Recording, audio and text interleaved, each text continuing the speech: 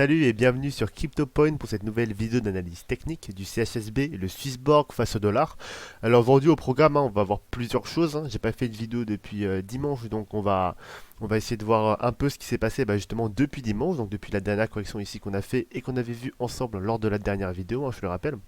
On va voir aussi bien sûr les objectifs de prix montés, s'ils ont été actualisés, les nouveaux objectifs, etc. Si tout ça en fait a changé par rapport à ce qu'on a vu la dernière fois. On va aussi voir rapidement le graphique de l'Ethereum parce que en fait j'ai pensé que c'était important cette semaine de venir parler d'une des grosses crypto-monnaies, l'Ethereum, et de venir voir un peu son cours finalement pour mieux comprendre ce qui peut se passer par la suite justement sur le graphique du CHSB et sur le graphique des crypto-monnaies en général. On va aussi parler très rapidement de ce qui s'est passé sur le cours là dernièrement, d'ici de dimanche jusqu'à maintenant, et on va enfin pouvoir voir par rapport au décompte de la dernière fois, bien sûr, on revérifie le décompte et voir si tout va bien ici. Et aussi au niveau des grands décomptes, je dis bien le scénario rose, le scénario jaune, on va voir finalement si le scénario jaune est toujours autant à privilégier ou alors si jamais on va pour de bon cette fois-ci privilégier le scénario rose ou alors si on peut toujours pas faire de choix entre les deux bien sûr. On va voir ça ensemble dans cette vidéo. Avant de commencer, j'aimerais vous remercier. On a aujourd'hui 851 abonnés sur la chaîne CryptoPoint.fr, donc je tiens vraiment à vous remercier pour votre soutien tout simplement. Si jamais vous souhaitez me souvenir, n'hésitez pas à vous abonner, à commenter la vidéo, à laisser un petit pouce bleu. Ça fait toujours plaisir et ça permet moi de me soutenir dans mes vidéos et de me donner envie de revenir régulièrement venir faire des vidéos. Voilà. Comme si dans la dernière vidéo, en ce moment j'ai pas mal de travail à faire par rapport à mes études en fait finalement. Et du coup je ferai une vidéo d'ici 3 vidéos ou 4 vidéos par semaine maximum. Voilà.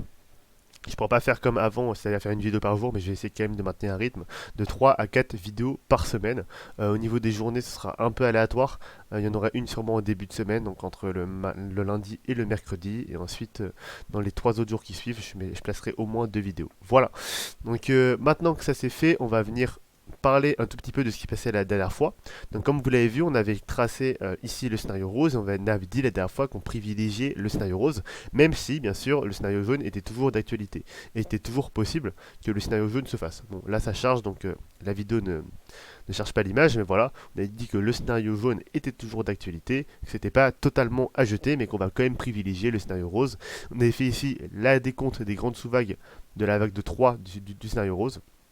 On avait fait aussi le sous-décompte justement de cette vague ici, de 3 du scénario rose toujours. Voilà, donc on va regarder ensemble ce qui s'est passé ici, dans le cours tout simplement. Alors déjà on va parler un tout petit peu ici du scénario jaune, tout simplement. Alors pour ça je vais revenir en 6 mois. Voilà, donc là je pense que c'est bon. Donc je vous rappelle, le scénario jaune c'est vraiment ce scénario-ci. Voilà, c'est vraiment à ne pas oublier, c'est assez important finalement pour la suite des comptes. Donc le scénario jaune c'est vraiment ce scénario-ci. Voilà. Là vous ne le voyez pas encore, je vais le mettre en grand et en jaune. Voilà, donc le scénario jaune c'est celui qui apparaît en jaune ici. Je sais pas si vous voyez bien, je vais juste déplacer ça. Voilà. Voilà, donc ça c'est... Ici on a bien le sous-décompte ici du scénario jaune. Donc 1, 2, 3, 4 et 5. On va revenir en arrière pour récupérer nos vagues ici, voilà. Et donc ce scénario jaune ici n'est pas forcément à jeter tout de suite, simplement parce que la A, B et C est toujours possible. Mais comme dit la dernière fois, une A, B et C pour ce scénario jaune se ferait de cette manière-là, avec une A ici, une B ici et une C ici. Je pense que je vais effacer ça. Je vais effacer ça. Tout simplement le scénario rose, voilà. On va effacer aussi ça. Voilà, donc comme dit, si jamais c'est le scénario jaune qui se met en place, on va avoir ce scénario-ci. Donc une A, une B et une C. Avec une C ici qui va être placée en 90% de Fibonacci. Donc une C vraiment qui va être peut-être assez grande finalement en flat vu ce qui s'est passé dernièrement. Du coup on va attendre une B en flat si jamais c'est ce qui arrive. Et du coup on aurait une B ici qui arrivera au niveau des 123% de Fibonacci, donc à peu près à ce niveau-là. Voilà, c'est pas du tout à jeter, c'est vraiment possible ici ce qu'on a fait et que la B soit comme ça, même si ça m'étonnerait beaucoup. Mais ça voudrait dire que là, en ce moment, on serait en train de construire la C, comme on voit, le sous-décompte correspond encore au sous-décompte de la C. Voilà, donc ça correspond encore au sous-décompte de la C. Je viens de revérifier. Et du coup, là, on attendrait vraiment une B. Si jamais c'est vraiment le scénario jaune qu'on a, bon, ça, c'est crédible, c'est toujours crédible, donc c'est toujours pas jeté, bien sûr. Si jamais c'est le scénario B qu'on a, on aurait une B qui va atteindre ici les 200% de Fibonacci. Donc au niveau des 0,55. Pourquoi les 200%? Tout simplement parce que si on prend le plus grand scénario, tout simplement parce que si on prend le plus grand scénario en blanc, désolé, je parle peut-être un peu trop vite. Si on prend le plus grand scénario en blanc ici, on va arriver au niveau des, hop là, donc des 38,2 à privilégier, donc entre pardon, les 200% et les 161,8% de Fibonacci. Voilà, tout simplement. Maintenant, on va essayer de revenir un tout petit peu au niveau justement du CHSB, mais pas cette fois-ci au niveau du scénario jaune, parce que nous, ce qui nous intéresse, c'est vraiment le scénario rose qu'on avait tracé ensemble la dernière fois. Du coup, je vais le retracer ici.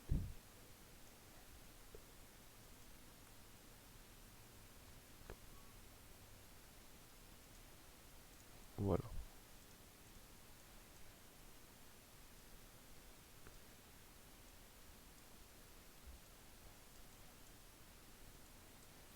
Donc ça, c'est le scénario rose qu'on avait tracé la dernière fois. Je suis vraiment bon à ce niveau-là. Ok. Voilà, je me suis un peu trompé. On est ici, à ce niveau-là. Et là, on est en train de tracer la vague de 3. Voilà. Donc ça, c'est le scénario rose que j'étais en train de tracer la dernière fois, donc. Et qu'on avait vu ensemble. Ça, c'est le scénario haussier, je rappelle, hein, pour le CHSB. Et du coup, on avait tracé ici les sous-vagues, qu'on avait ici fait en jaune pour un souci de lecture, bien sûr. Voilà. Là, je trace n'importe comment les vagues, sauf les vagues du départ, pour vraiment vous montrer un peu ce qui s'est passé. Si je place pas les courbes directement sur l'objectif, simplement pour un souci visuel, pour qu'on puisse voir correctement ce qui se passe. Voilà, donc voilà, on a vraiment ici du coup la grande vague du scénario rose qui sont en train de se tracer. Et ici, bien sûr, on est toujours dans une vague de 3 du scénario rose, hein. C'est-à-dire qu'on est vraiment au début de la montée du Swissborg, si jamais on est bien sûr dans ce scénario-ci. Et du coup, ici, on serait en train de ce qui est vraiment possible, hein, avec les annonces qui vont se faire actuellement et ce qui se passe là sur le cours. On a vraiment une correction au niveau des cours, mais là, une correction qui n'est pas encore terminée d'ailleurs, mais qui va remonter. Et vu que la correction n'est pas encore terminée, c'est possible qu'on vienne terminer ici ce bat 2 pour venir ici sur un cycle de 3 au niveau du Swissborg. Bien sûr, ça m'étonnerait, hein, je privilégie quand même ce scénario rose, mais le scénario jaune n'est vraiment pas à jeter. Et du coup, si on est vraiment dans ce scénario jaune ici qu'on avait tracé la dernière fois, donc on avait tracé une 1, 2, 3, 4 et 5, si vous vous en souvenez, et là on est en train de tracer les sous-vagues de la vague de 3. Du coup, on était placé sur une 2, 3, 4 et 5. Pour placer justement les sous-vagues de la 3 ici. Je suis peut-être un peu trop. Voilà, par exemple, plaçons la 4 ici et la 5 ici. Et du coup, ici, on serait en train de dessiner finalement les sous-vagues de la 3. Donc la dernière fois, on n'avait pas terminé cette vague de 2. On se demandait si la 2 allait aller plus bas ou pas. On voit que la 2 n'est pas allée plus bas et qu'elle est restée ici à l'objectif qu'on avait déjà atteint la dernière fois. Donc ces objectifs ne sont plus valides. Voilà. Et du coup, notre 2 a atteint ici les objectifs de... Notre 2 a atteint ici les objectifs de... Je vais vous dire ça tout de suite.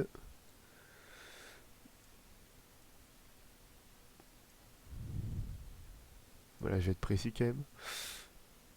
En étant le plus précis possible, du coup, on a atteint ici on a dépassé les 61,8% de Fibonacci et on a essayé de venir chercher les 76,4, les 78,6 pardon, mais on n'a pas réussi. On n'a pas réussi à les atteindre. Et du coup, voilà, on est entre vraiment les 61,8 et 78,6. Et du coup, on est ici en train d'essayer de tracer notre vague de 3 d'ores et déjà. Donc on peut le voir, on a commencé ici les vagues impulsives de la 3. Je pense qu'on est vraiment sur une 1, 2 et que là on est en train de tracer notre sommet de 3, notre petite vague de 3 de la grande 3 jaune. Et du coup je pense que c'est ça qu'on est en train de faire. Et du coup pour les objectifs de la 3, est-ce qu'ils ont été modifiés par ce petit changement ici qu'on a eu au niveau de la 2? Bah oui, évidemment, parce que cette fois on a le réel objectif qu'on a. Et du coup l'objectif qu'on va rechercher pour le sommet de 3 ici, hein, l'objectif réel cette fois-ci, est vraiment ici pour les 100% au niveau des 1,17 $. Ensuite, on est au niveau des 123,6, donc des 1,25 $. Ensuite, au 1,39 $ au 168. Et enfin, les 261,8 au niveau des 1,75 centimes de dollar. Bien sûr, hein, c'est possible que le 3, que la vague de 3 ici nous pète complètement à la hausse et atteigne jusqu'au 200,34 $. C'est pas un scénario qu'on va privilégier tout de suite. Je sais que le mois de mars n'a jamais été un mois qui a été très rose finalement pour les crypto-monnaies, donc on va rester sur des objectifs assez réalistes cette fois-ci, et peut-être une crypto-monnaie qui va repartir au niveau du sens bullish du terme. Mais là, le truc, c'est que au niveau des autres crypto-monnaies comme l'Ethereum et le Bitcoin, on n'est pas encore dans une phase haussière, hein, on est toujours baissier, bien sûr. On est en train de tracer une petite remontée à la hausse pour ensuite venir corriger une dernière fois avant de remonter. Et du coup, là, on peut s'attendre à ce que la crypto-monnaie Swissborg justement suive par la suite. Et peut-être qu'ici, on va tracer notre sommet de 3. Et quand les crypto-monnaies vont redescendre, on va venir tracer un retracement de 4 ici qui va être assez fort finalement, peut-être au niveau du Swissborg. Et du coup, on peut attendre vraiment un retracement ici. Si jamais on atteint vraiment la valeur des 261,8% de Fibonacci, soit les 1,75 centimes de dollars, on peut attendre vraiment ici un retracement de 4 qui va être peut-être assez puissant, je dis bien, et du coup peut-être atteindre ici les 50% de Fibonacci, donc au niveau des 1,28 dollars. Donc on passe de 1,75 à 1,28 dollars, ce qui nous ferait une correction de... On va voir ça si c'est correct. Là, ce qui nous ferait une correction ici de 25%, 30%, donc c'est vraiment quelque chose d'assez correct finalement, quelque chose qu'on va pouvoir atteindre assez facilement finalement pour le Swissborg. Voilà, donc c'est vraiment ici les petites choses que je voulais vous parler dans cette vidéo, hein, l'objectif qui s'est passé pour la 2, et du coup le nouvel objectif qu'on va tracer pour la vague de 3 ici de manière assez rapide. On voit vraiment ici, alors je vais zoomer un tout petit peu pour que vous puissiez voir. Voilà, on voit vraiment ici hein, que la phase de 3 est en train de se dessiner. J'arrive ici à décompter une petite 1, 1, 2, 3, 4 et 5. Donc une petite 1 qu'on placera ici, une B et une C qu'on est en train de tracer pour ensuite une 2, 3, 4 et 5 pardon qu'on est en train de tracer. Du coup ici on a une 5 qui aura tracé ici les 38,2 de Fibonacci. Je vais juste revérifier par rapport à la 2 si c'est crédible. Ok, donc on aura une 2 en flat ici. Et du coup, voilà, donc c'est totalement crédible ici que la 2 se termine ici finalement. Et du coup, pour moi, on est vraiment en train de tracer ici notre sommet de 3, hein, bien entendu. Un sommet de 3 qui va avoir pour objectif, hein, pour ceux qui trade sur des plus petites périodes, un sommet de 3 qui va avoir pour objectif ici les... Hop là, les 100% de Fibonacci, donc les 0,99 centimes de dollars, avant bien sûr ici de corriger à la baisse au niveau de la 4. On a vu que la 2 n'a pas été très forte hein, de vue comme ça. On a atteint une 2 au niveau des 38,2, c'est ça. Et du coup, on va avoir atteint une 4. Si jamais on atteint ici les 100% au niveau des 0,99 centimes de dollars, hein, on peut avoir une 4 ici qui corrige à 50% de Fibonacci assez facilement. Même si on peut pas s'arrêter sur une leading diagonale parce qu'ici on est sur une vague de 3. Du coup, c'est pas du tout un scénario que je privilégierais. Du coup, peut-être sûrement une vague de 3 qui tire un peu plus haut pour venir corriger dans ces niveaux-là. Ou alors, hein, si on atteint ici les 100%, une 3 qui va venir atteindre ici les 23,6% de Fibonacci. Donc ça nous ferait deux vagues ici assez faibles finalement. Voilà. Donc moi le scénario que je pense qu'il peut se dérouler, hein, c'est vraiment ici une 3 qui va atteindre un objectif classique, donc les niveaux des 161,8% de Fibonacci, soit les 1,07$. Et du coup on viendrait retracer ici un sommet de 4 qui serait au niveau ici des 61,8% de Fibonacci, donc au niveau des 0,95 centimes de dollars, hein, ce qui nous ferait une baisse assez conséquente hein, sur une aussi petite période. Là, ce qui nous ferait une baisse finalement de 11% sur une période assez courte, hein, parce que là on est vraiment sur des périodes très courtes, hein, vous le savez. La vague de 1 s'est tracée ici en 3 jours, on a une vague de 2 ici qui s'est tracée en moins d'une journée, et du coup ici on s'attend vraiment à une vague de 3 qui va être sûrement assez courte, hein, qui va aussi durer entre 3 peut-être et 5 jours. On sait que la vague de 3 n'est jamais en tout cas la plus courte des vagues, vu que la vague de 1 a été assez courte, on s'attend à une vague de 3 qui va être plutôt moyenne ou longue, je le pense. Voilà. Maintenant, on va partir au niveau plutôt du CHSB. On a terminé ici pour l'analyse du Swissborg. On viendrait plus en détail ici sur la construction de la 3 dans les jours qui suivent. Donc dans les jours qui suivent, hein, je vais plus parler ici des grands scénarios, mais plus ici de la petite construction de la 3. Donc on va vraiment zoomer ici et venir regarder ce qui se passe là. Donc pour venir comprendre hein, vraiment le grand scénario, je vous invite vraiment à aller au niveau des vidéos précédentes. Hein, parce que ici, hein, je vous rappelle que là, ce qu'on est en train de faire actuellement, c'est vraiment tout petit au niveau de la crypto-monnaie. Hein. Nous, on est en train de tracer ces vagues-là. Et là, dans l'histoire du Swissborg, c'est vraiment une toute petite période de temps et de vie finalement du Swissborg qui est en train de se dérouler actuellement. Voilà, donc maintenant on va parler ici de l'Ethereum hein, de manière assez rapide. Finalement, et on va venir, voilà, l'Ethereum, on va venir faire apparaître quelques petits graphiques que j'avais fait déjà. Donc j'avais tracé ici le grand scénario en blanc que vous voyez ici, mais voilà, on va pas venir en parler tout de suite, hein. Le scénario en blanc du coup qui ferait une 2 au niveau du bottom connu ici, et ensuite il venait faire un rebond de 3 qu'on est en train de tracer actuellement. Ici ce serait la première vague du coup de notre rebond de 3 hein, qui est possible, ou alors les grandes vagues qu'on est déjà en train de tracer. Voilà, moi je pense qu'ici on est en train de tracer du coup les grandes vagues de notre rebond de 3, on est venu faire une 2, 3, 4 et 5.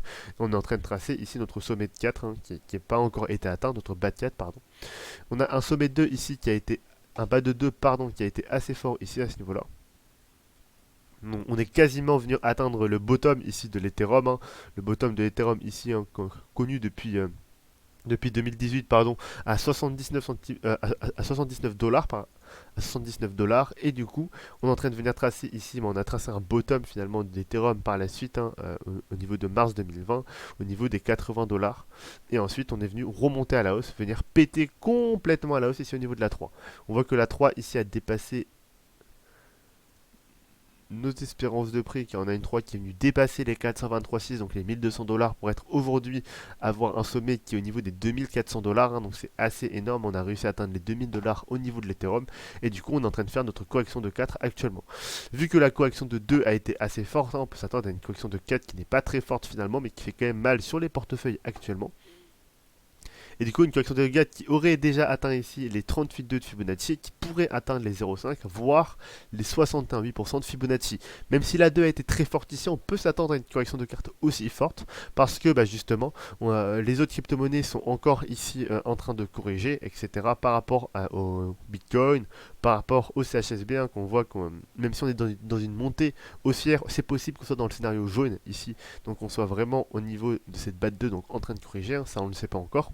Et du coup voilà, je n'exclus pas le fait que l'Ethereum, en étant très pessimiste, hein, que l'Ethereum ici puisse réatteindre des sommets au niveau des 61,8% de Fibonacci, donc le niveau des 800 dollars, même si je priorise pas totalement en ce moment, hein. Moi je privilégierais plutôt ici peut-être faire un double bottom ici au niveau des 38,2, donc atteindre à nouveau les 1300 dollars, ou alors venir chercher un petit peu plus bas au niveau de l'objectif des 0,5% de Fibonacci, au niveau des 1068 dollars, voilà. Parce que ici, comme on peut le voir, on est vraiment en train de tracer notre sommet 3, notre sommet de 4, pardon, notre bas de 4, et du coup, on est en train de tracer ici une correction en A, B et C au niveau de notre bas de 4. Voilà, une correction qui ici est en train de se dérouler actuellement. On peut le voir, hein, ce serait vraiment du coup une correction ici en A, B et C qu'on est en train de corriger actuellement, la B n'étant pas encore terminée, avec comme objectif de B ici, hein, je vais le dire très rapidement, un objectif de B ici qui serait au niveau finalement des 61,8% de Fibonacci. Si jamais on est dans le cas d'une zigzag, ici on voit très bien qu'il est en train de faire une 1, 2 et 3, donc la zigzag est possible, et du coup moi je verrais bien notre petit Ethereum faire ça. Correction, on remontait au niveau de 108 et une redescente ici au niveau de notre vague de C. Une redescente qui du coup se ferait au niveau des objectifs des... Si jamais on atteint vraiment les 61,8 bien entendu, un objectif peut-être au niveau des 1001 dollars. Donc voilà, on arrive vraiment au niveau de ces 50% de Fibonacci qui sont vraiment tout à fait possibles, hein, et qui atteindraient ici les 90% de Fibonacci au niveau de la time frame de la ABC, et ce qui équivaudrait aux 50% de Fibonacci en prenant vraiment les plus gros objectifs ici. Voilà, on va pas parler plus de l'Ethereum aujourd'hui, hein, on en a assez parlé. Sinon la vidéo va être un peu longue, hein. C'était vraiment une analyse assez rapide sur l'Ethereum aujourd'hui, hein. On la verra plus en détail cette semaine, mine de rien. Parce que là, l'Ethereum c'est vraiment une crypto-monnaie assez importante je pense, donc on va pas faire comme la semaine dernière, on va vraiment faire une analyse un peu plus détaillée de l'Ethereum ici, hein, même si ce ne sera pas une analyse extrêmement détaillée comme je le fais ici sur le CHSB, une analyse assez rapide finalement, mais qui est assez pour voir un peu ce qui se passe en ce moment sur le cours. Voilà, au niveau des graphiques des crypto-monnaies, hein, on voit que toutes les crypto-monnaies sont remontées dans le vert, hein. Le Ethereum reprend des couleurs au niveau des 5% de Fibonacci, l'Ethereum toujours en plus aussi au niveau de des 5% de hausse, pardon. L'Ethereum toujours aussi en hausse au niveau des 2,65% de hausse par rapport du coup au jour dernier, par rapport à hier. On est au niveau des 1601 dollars pour l'Ethereum, hein. Le DOT ici, le Polkadot, hein, qui fait des explosifs, qui fait une explosion à 5% de Fibonacci et qui vient chercher ici les 38 dollars. Voilà, c'est vraiment très intéressant parce que le Polkadot, hein, il y a beaucoup de news sur cette crypto là, donc c'est une crypto vraiment très intéressante en ce moment, je pense, en tout cas pour ma part. On a une Luna ici qui fait une explosion totalement énorme, hein. L'engine aussi qui reprend des couleurs et qui nous pète à la hausse complètement aussi. Et du coup, nous avons ici notre CHSB qui est là, bon, qui n'augmente pas énormément, mais qui ne baisse pas non plus énormément. Voilà, on a fait 4% de hausse, donc c'est plutôt pas mal en une journée. On est au niveau des 0,93 dollars ici aujourd'hui. Au niveau du market rank, on est au niveau des 71e, hein. Je vous l'avais dit, on était 65e il n'y a pas si longtemps, il y a 3 jours, au niveau de dimanche. Je vous ai dit que c'était possible qu'on baisse à ce niveau-là parce que justement, bah, il y a beaucoup de cryptos en jeu, beaucoup de cryptos à baisser, et que dès que le cours allait remonter légèrement, bah, peut-être que le Swissborg viendrait retrouver sa place au niveau du market rank. Et si jamais le Swissborg viendrait pump à la hausse, hein, comme prévu ici au niveau de la vague de 3 roses, dans ce cas-là, on gagnerait vraiment des places, hein, des places réelles cette fois-ci, et puis on viendrait augmenter au niveau du market rank assez rapidement, je le pense. Voilà. Donc j'ai terminé pour cette analyse du CHSB, de l'Ethereum. On a vu ici le graphique des crypto-monnaies. Si vous avez aimé la vidéo, hein, je vous invite vraiment à laisser un petit pouce bleu, à laisser un petit commentaire sous la vidéo. Ça fait toujours plaisir, ça me permet de me soutenir et de me donner envie de continuer justement à poster des vidéos assez régulièrement sur la chaîne finalement. Voilà, donc encore merci, hein, pour les 851 abonnés. Et puis je vous dis sûrement... Je vais pas vous dire à demain parce que c'est pas sûr que je fasse une vidéo. Mais voilà, on se voit sûrement, bah, en fin de semaine ici, vendredi, samedi, dimanche ou alors demain pour une nouvelle vidéo de Crypto.fr. Toujours d'analyse sur le CHSB face au dollar en faisant bien sûr une petite review ici sur l'Ethereum. Voilà, donc passez une excellente journée, hein. Je vous souhaite un très très bon mercredi et je vous dis à plus tard.